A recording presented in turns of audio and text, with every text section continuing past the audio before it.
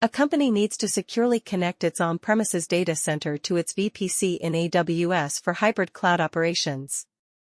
The connection must support high bandwidth and low latency. Options: A. Use AWS Direct Connect with a VPN backup. B. Use a VPN connection over the Internet. C. Use a VPC peering connection. D. Use AWS Global Accelerator. Correct answer: A. Use AWS Direct Connect with a VPN backup. Explanation: Direct Connect provides a dedicated, high-bandwidth, low-latency connection. A VPN backup ensures connectivity during Direct Connect outages. Why not other options? Option B. VPN over the Internet doesn't meet the high bandwidth and low latency requirements. Option C. VPC peering is for connecting VPCs, not on-premises data centers. Option D. Global Accelerator improves application performance but doesn't provide hybrid connectivity. You are tasked with designing a highly available e-commerce website. The application should handle sudden traffic spikes during sales events, scale globally, and maintain session consistency. Options: A. Use ALB with EC2 instances in an auto-scaling group across multiple availability zones. B. Use ALB with ECS, Fargate, across multiple availability zones. C. Use CloudFront with Lambda at Edge and S3 for static content, and ALB with ECS for dynamic content. D. Use an Elastic Load Balancer, ELB, and RDS for the backend database. Correct answer: C. Use CloudFront with Lambda at Edge and S3 for static content, and ALB with ECS for dynamic content. Explanation: CloudFront with Lambda at Edge and S3 handles static content delivery at low latency for a global audience. ECS, Fargate, with ALB scales dynamically to handle traffic spikes for dynamic content, reducing management overhead. Why not other options? Option A. Works well for dynamic content but doesn't optimize static content delivery globally. Option B. Similar to A but lacks the efficiency of offloading static content to S3 and CloudFront. Option D. ELB is outdated, and this setup doesn't provide global distribution or scaling for sudden spikes. Your financial services company must comply with regulations requiring daily backups of databases for 7 years. The solution must minimize storage costs while ensuring data integrity. Options: A. Use RDS automated backups with a 7-year retention period. B. Use RDS manual snapshots stored in S3 Glacier Deep Archive. C. Use AWS Backup to take RDS snapshots and store them in S3 Standard. D. Use DynamoDB with on-demand backups. Correct answer: B. Use RDS manual snapshots stored in S3 Glacier Deep Archive. Explanation: S3 Glacier Deep Archive is cost-effective for long-term storage of infrequently accessed data.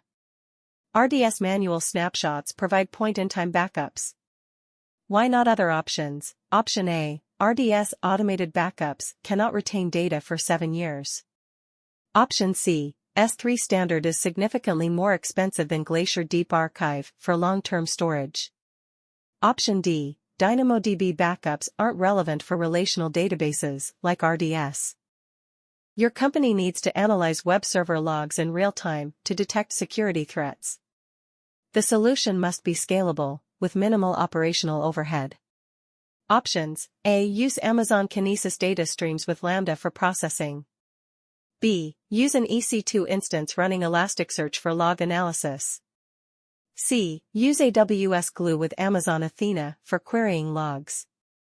D. Use DynamoDB for storing logs and Amazon QuickSight for visualization. Correct answer: A. Use Amazon Kinesis data streams with Lambda for processing. Explanation: Kinesis data streams ingests real-time data, while Lambda processes and analyzes the logs in real time, providing scalability and low operational overhead. Why not other options? Option B. EC2 with Elasticsearch involves high operational overhead and doesn't scale automatically.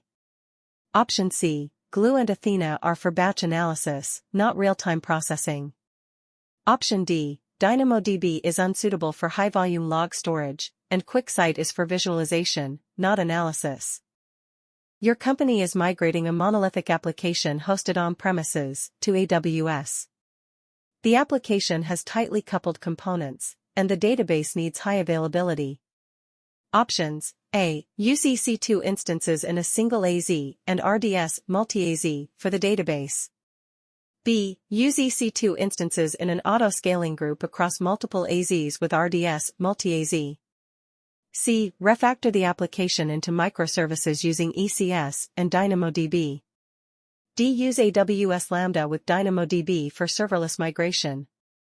Correct answer: B. Use EC2 instances in an auto-scaling group across multiple AZs with RDS multi-AZ. Explanation: auto-scaling ensures availability of the application servers, while RDS multi-AZ provides high availability for the database without significant refactoring. Why not other options? Option A. Single AZ introduces a single point of failure. Option C. Refactoring to microservices is ideal, but time-consuming for a monolithic application. Option D. Lambda and DynamoDB aren't suitable for migrating tightly coupled monolithic apps. You are tasked with building a scalable serverless chat application that delivers messages in real time and stores chat history for retrieval. Options: A. Use API Gateway with Lambda for messages and DynamoDB for storage. B. Use S3 for message storage and SNS for message delivery. C. Use Kinesis data streams for message delivery and RDS for chat history. D. Use Elastic Beanstalk with EC2 for hosting and RDS for chat history. Correct answer: A. Use API Gateway with Lambda for messages and DynamoDB for storage. Explanation: API Gateway and Lambda handle real-time message delivery, while DynamoDB stores chat history with low-latency retrieval. Why not other options? Option B. S3 is unsuitable for real-time message storage, and SNS cannot persist messages. Option C. Kinesis is for real-time streaming but doesn't store data persistently. Option D. Elastic Beanstalk adds unnecessary operational overhead for a serverless use case. Your IoT devices generate telemetry data every second.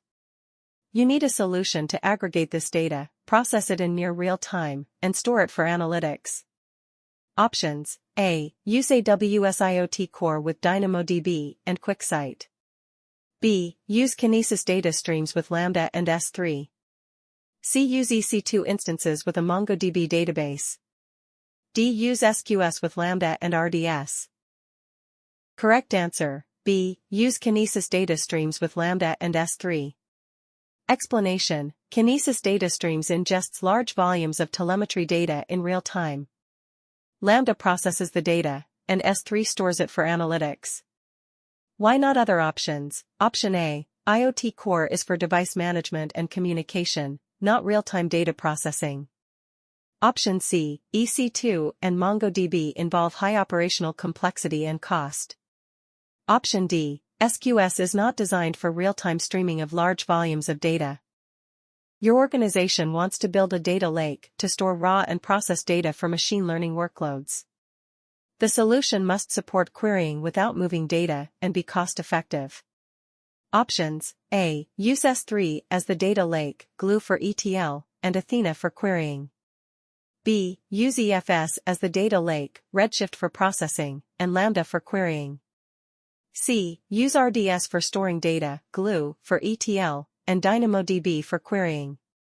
D. Use DynamoDB as the data lake, Kinesis for ingestion, and QuickSight for querying. Correct answer: A. Use S3 as the data lake, Glue for ETL, and Athena for querying. Explanation: S3 is the most cost-effective and scalable option for a data lake. Glue automates ETL tasks, and Athena allows you to query data directly from S3 without moving it. Why not other options? Option B. EFS is expensive and not optimized for data lake use cases. Redshift is overkill for this scenario. Option C. RDS is not designed for storing raw, unstructured data. Glue and DynamoDB are not suitable for querying large datasets. Option D. DynamoDB is a NoSQL database, not a data lake. It cannot handle large-scale unstructured data efficiently. Your company runs a global website. You need a disaster recovery solution with an RTO, recovery time objective, of 5 minutes and an RPO, recovery point objective, of near zero. Options: A. Use Route 53 latency-based routing, replicate data using RDS read replicas in a different region. B. Use CloudFront with S3 for static content, and enable cross-region replication for S3. C. Use Route 53 failover routing and replicate data using DynamoDB global tables. D. Use AWS backup to take snapshots of resources every hour. Correct answer: C. Use Route 53 failover routing and replicate data using DynamoDB global tables. Explanation: Route 53 failover routing ensures traffic is routed to a secondary region during a failure. DynamoDB global tables provide active-active replication with near-zero RPO. Why not other options? Option A. RDS read replicas are read-only and not suitable for active-active architectures. Option B. Cross-region replication for S3 only covers static content, not dynamic applications. Option D. AWS backup snapshots every hour exceed the RTO of 5 minutes and don't achieve near-zero RPO. You need to build a secure backend for a mobile application that will serve millions of users. The solution should provide authentication and scale automatically. Options: A. Use API Gateway with Lambda, Cognito for authentication, and DynamoDB for storage.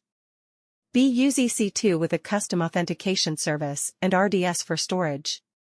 C. Use Elastic Beanstalk with a PostgreSQL database and AWS Secrets Manager for authentication.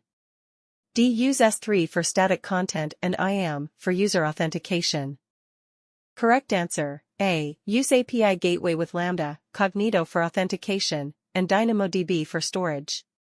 Explanation: API Gateway scales automatically, Lambda removes the need to manage servers, Cognito simplifies user authentication, and DynamoDB handles millions of users with low latency.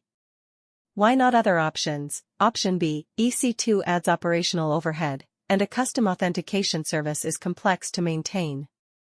Option C. Elastic Beanstalk is less suitable for scaling API-based applications, compared to API Gateway. Option D. S3 is not for dynamic API services, and IAM is unsuitable for end-user authentication.